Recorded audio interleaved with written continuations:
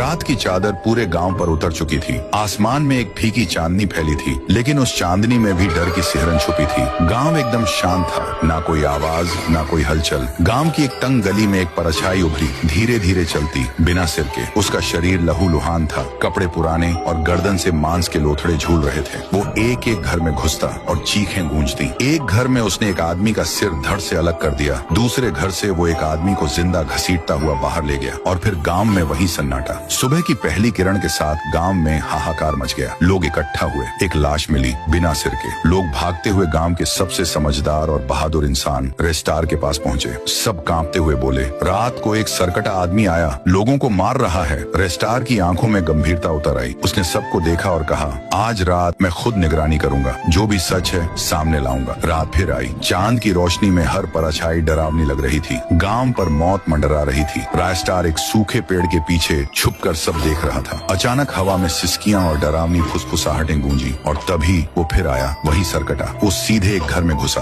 फिर एक भयानक चीख और एक आदमी का सिर उड़ गया। इसके बाद उसने फिर एक आदमी को घसीटा और गांव से बाहर की ओर चल पड़ा। रेस्टार चुपचाप उसका पीछा करता है, जंगल की तरफ। गहरी रात, वीरान जंगल और फिर एक सूखा दरख्त। सरकटा ने उस आदमी को उसी पेड़ से बांधा और धीरे धीरे उसका सिर भी काट दिया। रेस्टार की आंखों में डर, हैरानी और पछतावा एक साथ उतर आया। सुबह रेस्टार पूरे गांव को बुलाता है। गांव वाले एक दूसरे का चेहरा देखने लगे। रेस्टार गरजता है, अब सच छुपाओ मत, तुम सबने क्या किया था? सभी गांव वाले शर्मिंदा हो गए। कुछ की आंखों से आंसू गिरने लगे। तभी एक बूढ़ा आदमी आगे बढ़ा और कांपती आवाज में बोला, कई साल पहले एक बच्चा इस गांव में पैदा हुआ था। उसका सिर बड़ा था और चेहरा थोड़ा अलग। हम सब ने उसका मजाक उड़ाया। उसका नाम था मनु। हर दिन उसे चिढ़ाया जाता, उसे जानवर कहा जाता। वो अकेला पड़ गया था। फिर एक दिन वो गांव के पुल से कूद गया और अपनी जान दे दी। रायस्तार की आंखें भर आईं। उसने कहा, वो वापस आया है, बदले की आग में जलता हुआ। तुम सबने जो उसके साथ किया, अब वो उसके लिए इंसाफ मांग रहा है। लेकिन उसी रात सरकटा फिर लौटा। अब उसकी आंखों से खून टपक रहा था। वो सिर नहीं काट रहा था, लोगों को जिंदा जला रहा था। चीखें, गांव में आग, हर गली में लाशें। अब ये बदला नहीं था, ये श्राप बन चुका था। रेस्टार उस रात अकेला उस शैतानी आत्मा से भिड़ने निकल पड़ा। क्या रेस्टार बचा पाएगा अपने गांव को? क्या मनु की आत्मा को मिलेगा चैन, या गांव हमेशा के लिए जलकर राख हो जाएगा? भाग 2 के लिए कहानी वही से शुरू होती है जब रात का सन्नाटा चीखों से भर चुका था। धूं धूं कर जलता गांव, लाशों की सड़ी हुई बदबू और हर तरफ खून से सने चेहरे। सरकटा, वो अभिशप्त राक्षस, आग उगलता जा रहा था। कोई बच्चा, कोई बूढ़ा, कोई औरत, कोई नहीं बच रहा था। दूर एक पहाड़ी से खड़ा रायस्तार सब देख रहा था। उसकी आंखों में आंसू नहीं थे, सिर्फ जलता हुआ गुस्सा। पर उसकी मुट्ठियां कांप रही थी। बस बहुत हुआ,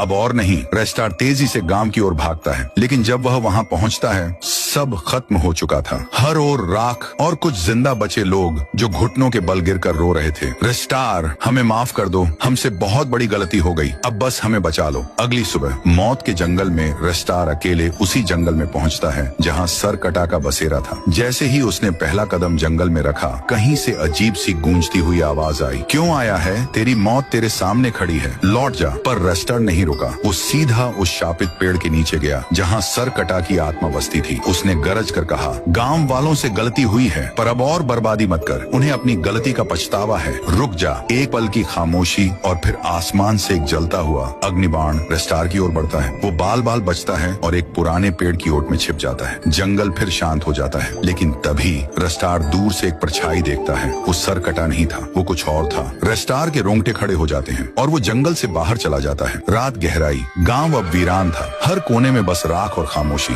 तभी सरकटा लौट आता है, पर गांव में कोई नहीं था। उसकी आंखों, या जो भी उसकी जगह थी, से आग निकलने लगी। वो गुस्से में चीखा, अब कोई नहीं बचेगा। और तभी धूल के तूफान के बीच से रेस्टार की एंट्री होती है। उसकी आंखों में आग और चाल में मौत। तेरा अंत आज यही होगा, अब ये आग तुझ पर बरसेगी। सरकटा आग के गोले फेंकता है, एक के बाद एक, पर रेस्टार बिजली की तरह बचता है। आखिरकार रेस्टार अपनी पूरी ताकत से छलांग लगाता है और सरकटा के सीने पर मुक्का मारता है। सरकटा जमीन पर गिर जाता है, तड़पता है। रेस्टार उसके ऊपर चढ़कर दूसरा वार करने ही वाला था कि सरकटा चिल्लाता है, रुको। वो धीरे धीरे अपना मास्क हटाता है। वो और कोई नहीं, गांव का वही बूढ़ा बाबा था। रेस्टार की आंखें चौड़ी हो जाती हैं। मैंने उसी रात पहचान लिया था, इसीलिए मैं जंगल तक आया। लेकिन क्यों? बूढ़ा आदमी फूट फूट कर रो पड़ता है। मेरा पोता सिर्फ 7 साल का था। गांव वालों की तानों से, उनके जुल्म से वो गांव के पुल से कूद गया। किसी ने नहीं रोका, किसी ने नहीं समझा। उसी दिन मेरा दिल मर गया और सरकटे का जन्म हुआ। मैं इंसान नहीं, अब सिर्फ एक एक जलती हुई चीख हूँ।